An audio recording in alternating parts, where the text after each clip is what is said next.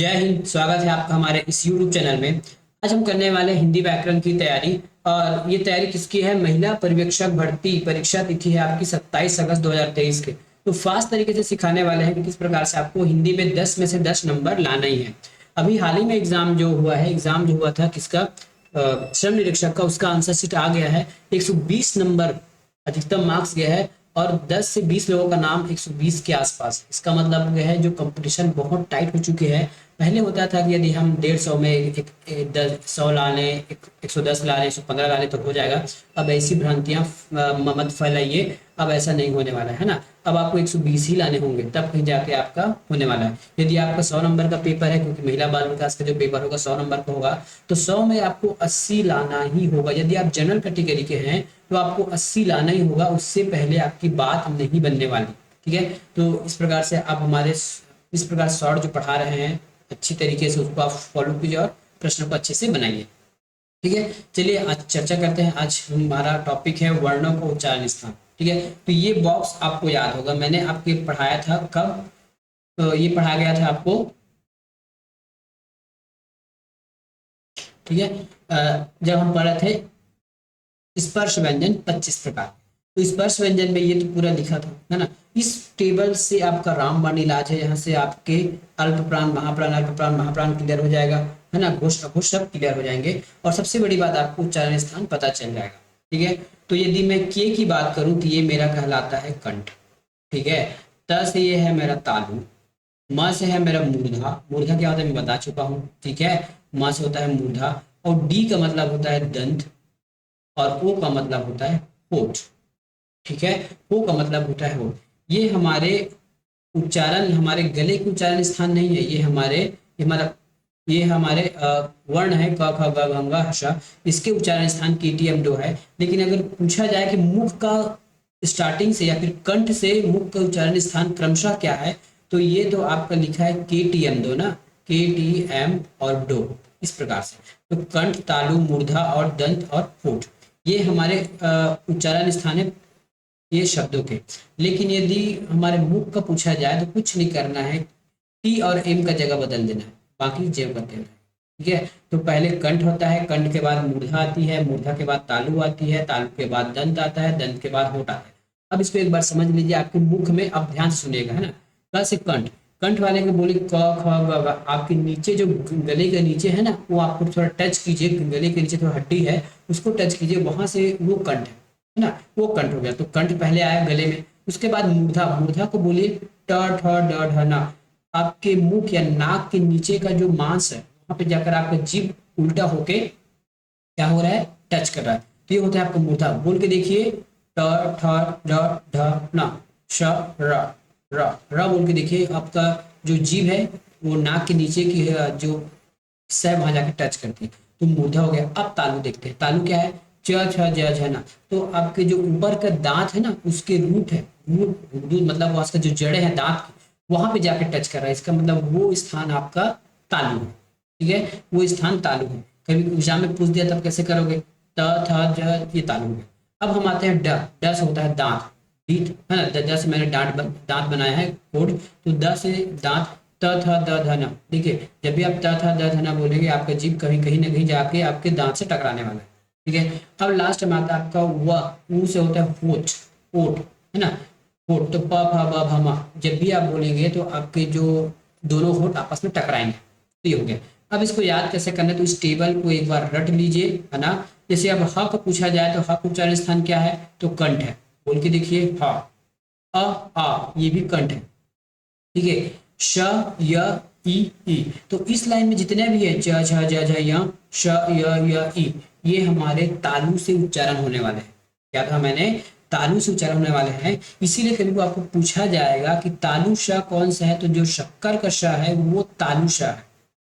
ठीक है, शक्कर का श हमारा तालु श है। इसी प्रकार मूर्धा में ट ठ ड ढ ण, तो ये जो षटकोण वाला श है हमारा मूर्धा स्वर है। बोल के देखिए श श। जब भी आप ये वाला श को उच्चारण करेंगे तो जीभ थोड़ा मुड़ेगा और ऊपर नाक के नीचे का जो हिस्सा है ना, जो आपके मुंह मुंह में मुंह की बात कर रहा हूँ, मुंह के ऊपर वाले जबड़े को जाके टच करता है। तो ये वो स्थान है, ये मूर्धा हो गया। बोल के देखिए श र री, श र री।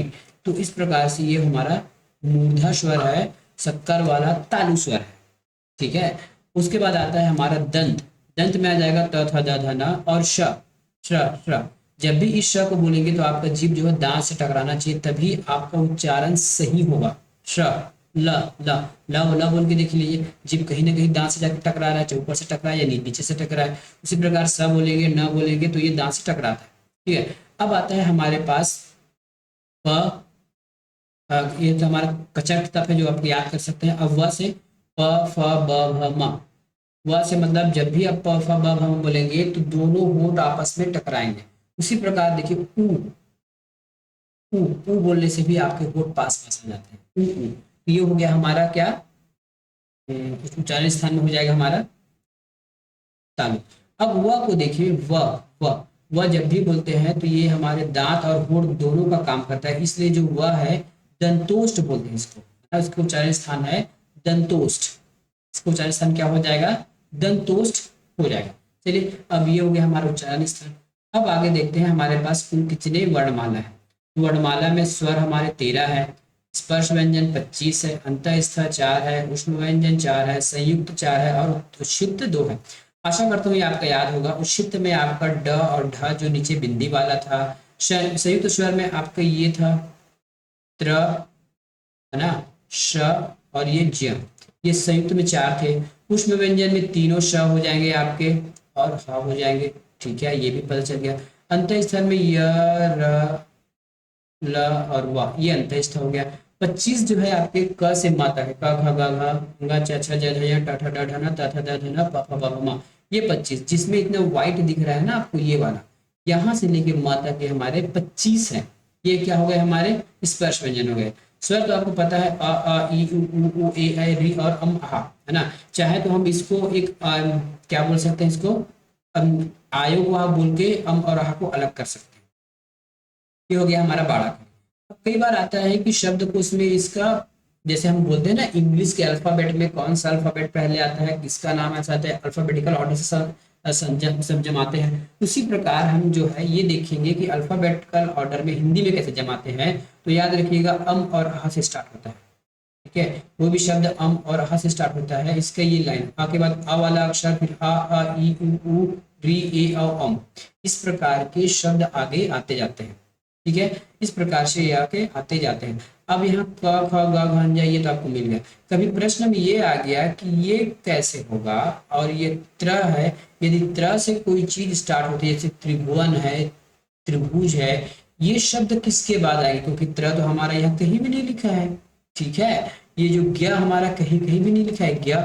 ठीक है, ये ज्ञ कहीं भी नहीं लिखा है, और ये जो श्र है ये भी कहीं नहीं लिखा है। तब ये हम कैसे बताएंगे कि ये श्र का स्थान किसके बाद आएगा।